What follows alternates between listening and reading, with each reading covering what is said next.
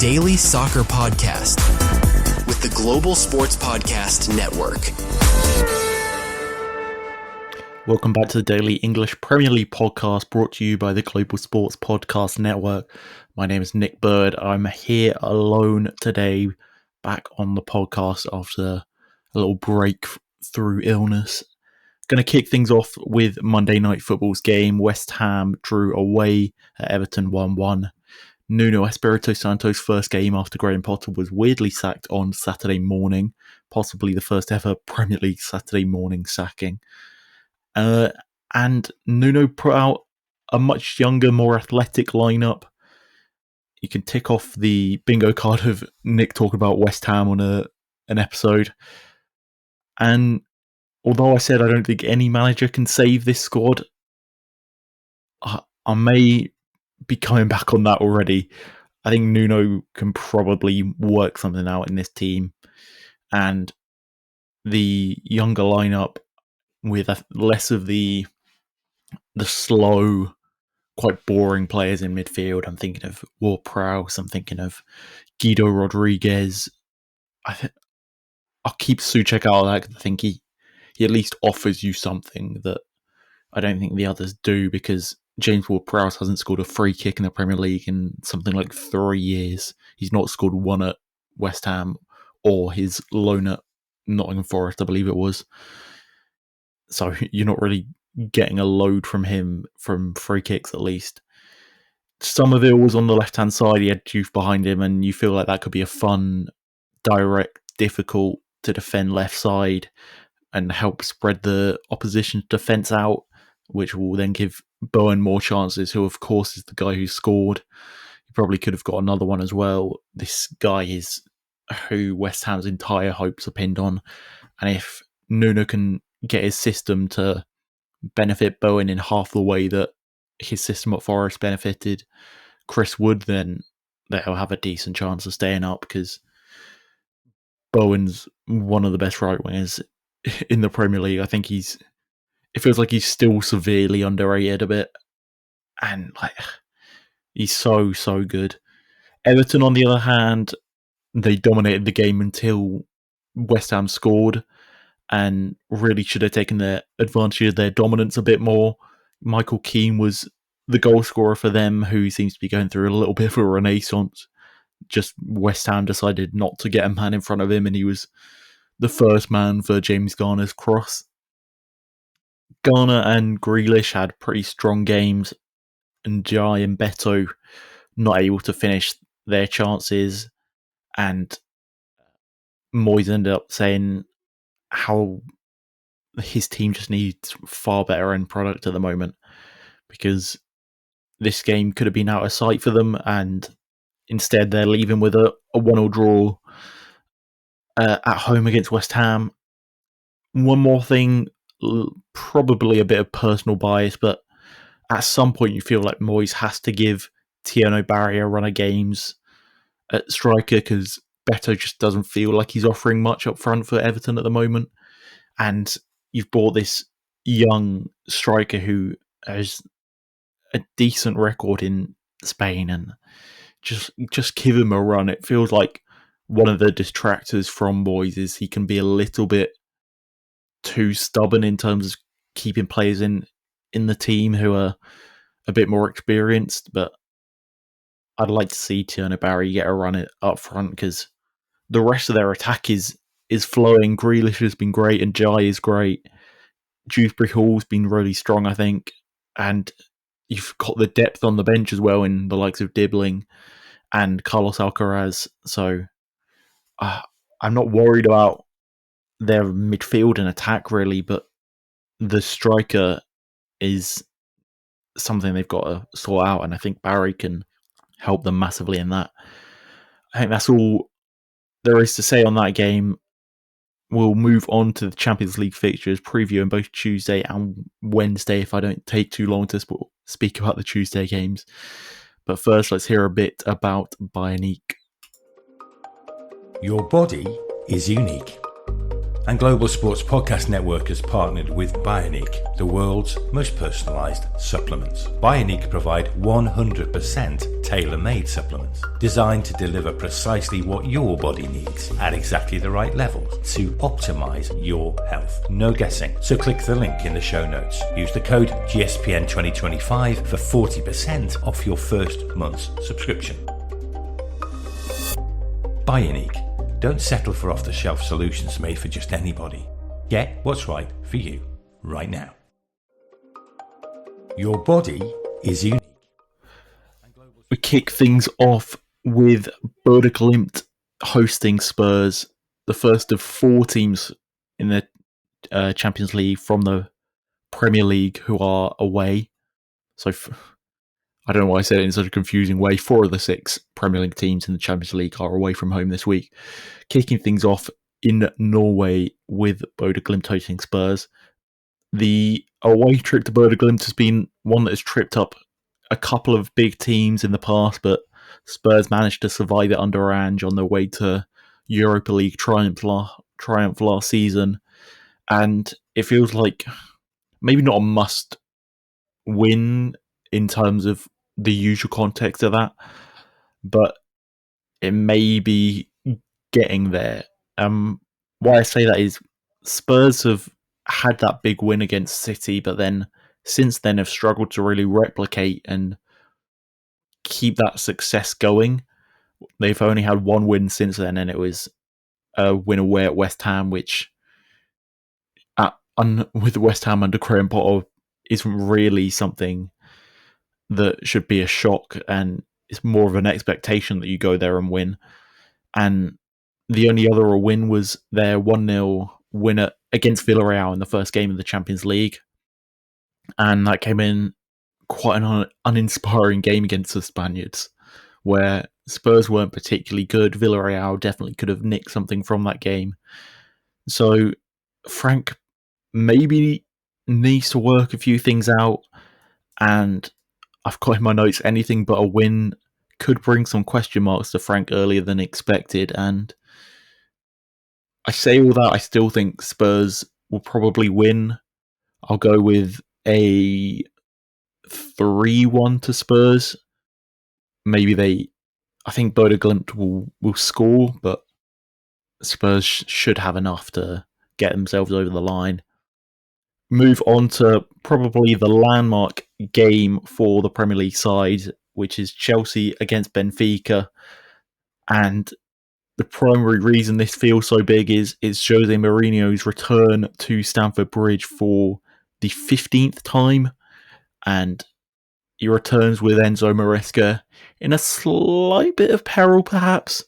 They've failed to win their last 2 games, both with red cards, and with no wins in the Premier League or Champions League since beating Fulham in game week 3. Chelsea are struggling at more than I think many expected them to, especially coming off that Club World Cup win, which is down to you how highly you rate that particular trophy win. They're going to be without Palmer still, and you kind of wonder, should they have rushed him back in the first place so quick? Maybe he needs a little bit longer, but when you see the sort of numbers that are equated to how important he is for Chelsea, you kind of go back on that and go, I can understand why Enzo's put him back so quickly, but if it's going to cause him to be out for even longer, then maybe shouldn't have. But Chelsea need to find a way to get attacking output without him. And Enzo Fernandez seems to be scoring loads, but they need to be getting more from their wingers. The amount of wingers they buy, they need to be getting more from, maybe a little bit more from João Pedro. Maybe that's a little harsh. Their attack needs to find something, because at the moment it's a bit of Palmer or we're screwed. And I've kind of had that with Arsenal, where it's, if Saka isn't doing anything, is on an off day, then Arsenal are screwed, and it feels like no Palmer, no party sort of thing for Chelsea. We know Fofana or Tosin Adarabioyo for Chelsea's defence, so you imagine Josh Achiampong and Chalobah will be the centre-backs, but they're in a weird place at the moment with their defence. I know it's an often talked about point, but the amount of money that they've spent for the lack of quality across their team is mind-blowing. Like, the centre-back options are horrible. The wingers aren't guys that are absolutely going to do things for you week in, week out.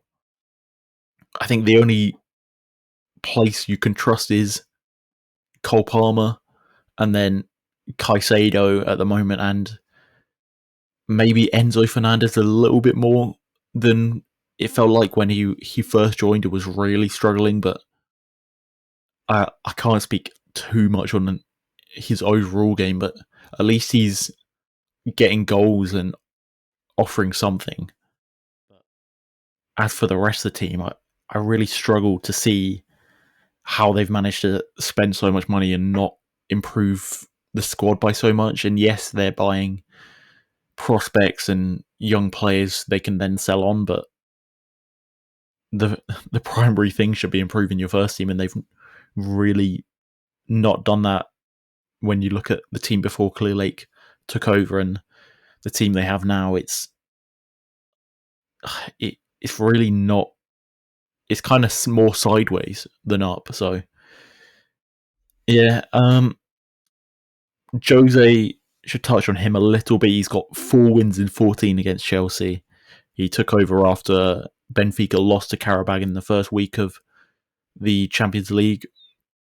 You imagine that this still shouldn't really be an issue for Chelsea, but if Enzo fails to win against Jose, with how much Jose means to Chelsea fans, but as well as that, how bad Jose has been as a manager for quite a while now. He's failed to really do anything of note for perhaps since winning the Conference League with Roma, and he went to Turkey with Fenerbahce to try and dislodge Galatasaray and failed to do so. And now he's failed upwards to Benfica. I'm not sure how Porto fans have taken that. That'll be interesting, but I'd still expect Chelsea to win. We'll go with a 2-1. I think Chelsea will struggle a little, but should just about go over the line. Final game for tonight's Champions League. You're probably listening to this after, but Liverpool travel to hell, travel to Galatasaray. And there's been a bit of drama before this with Chiesa not being in the travelling squad.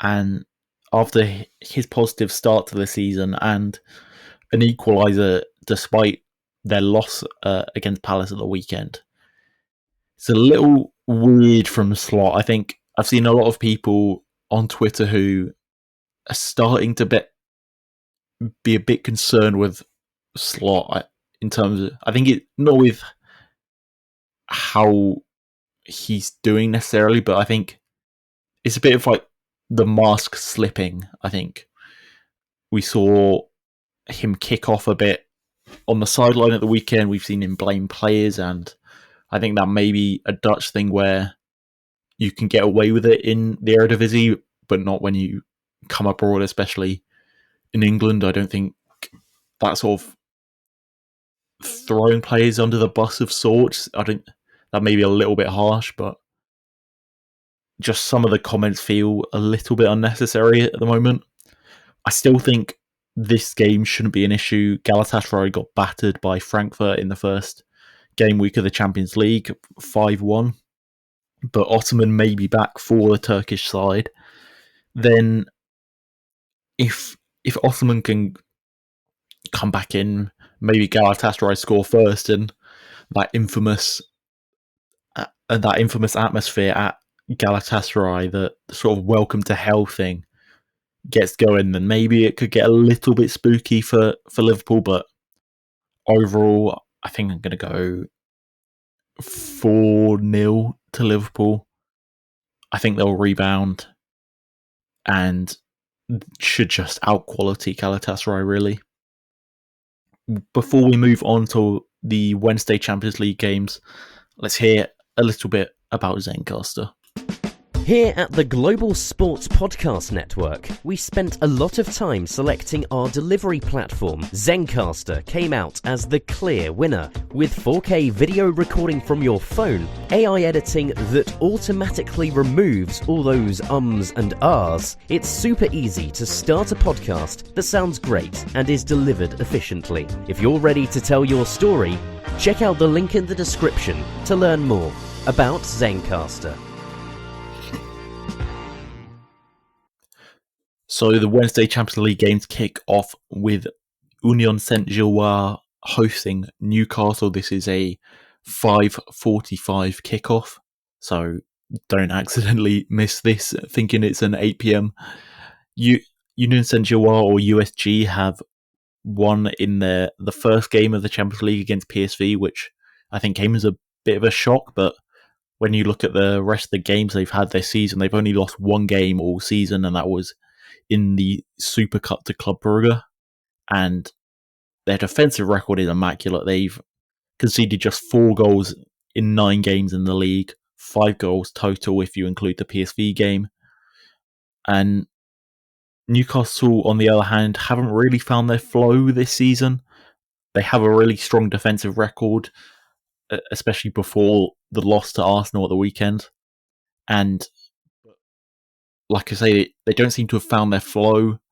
They haven't really I don't think they've strung any wins together back to back. I'll just pull it up myself. No, they are yet to win back to back games this season. They started off with a draw, then lost, draw, win, lost, draw, a win in the EFL Trophy against Bradford, and then obviously the loss to Arsenal at the weekend. So I don't think Howe's under any pressure compared to the other games where I've said with Spurs and the Chelsea game, where I think there could be some questions if they don't win.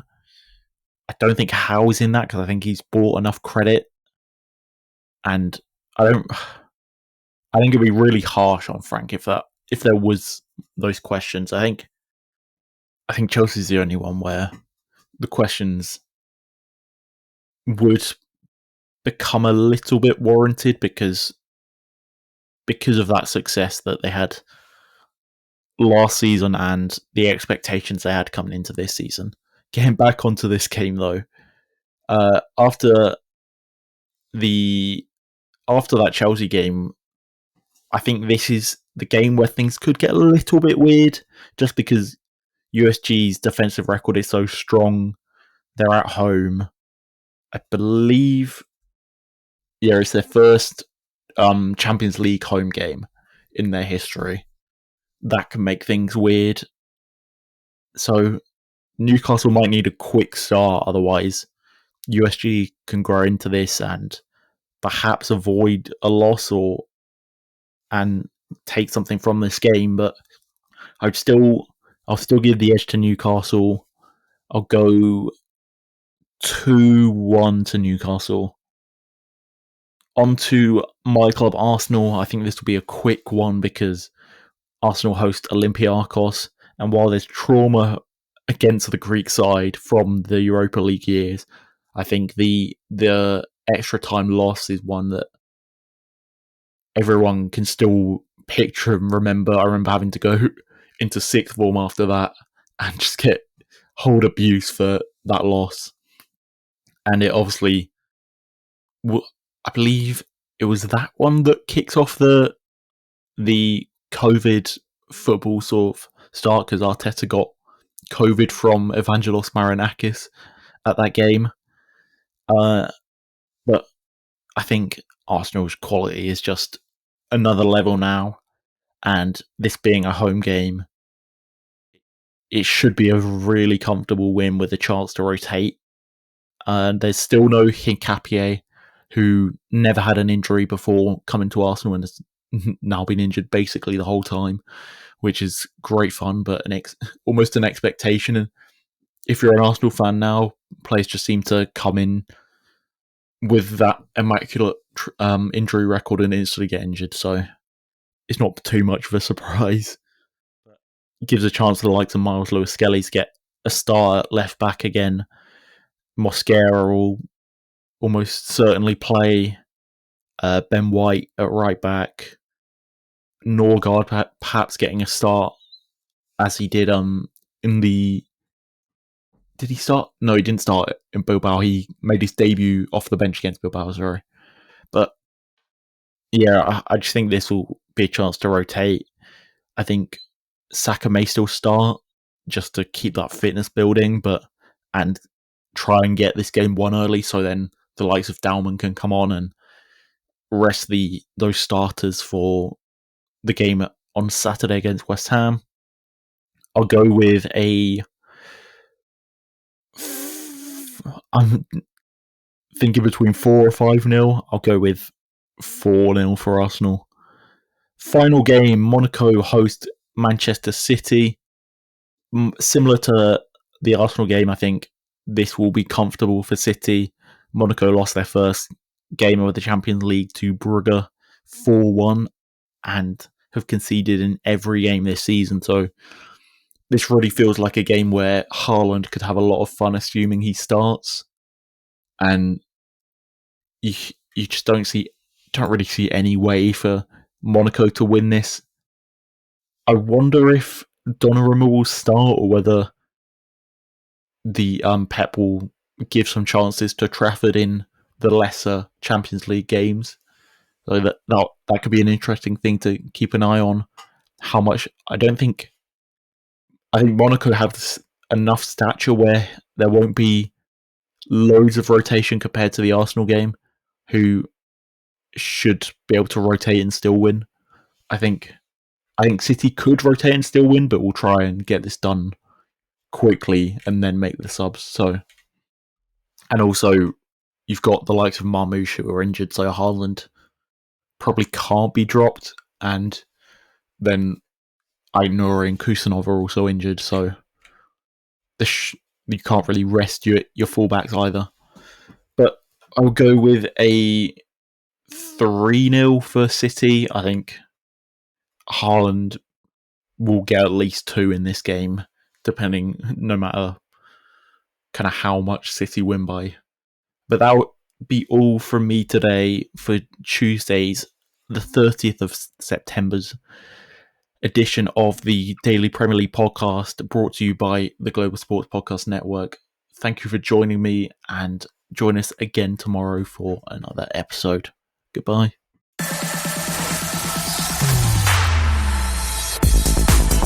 Your daily soccer podcast with the Global Sports Podcast Network.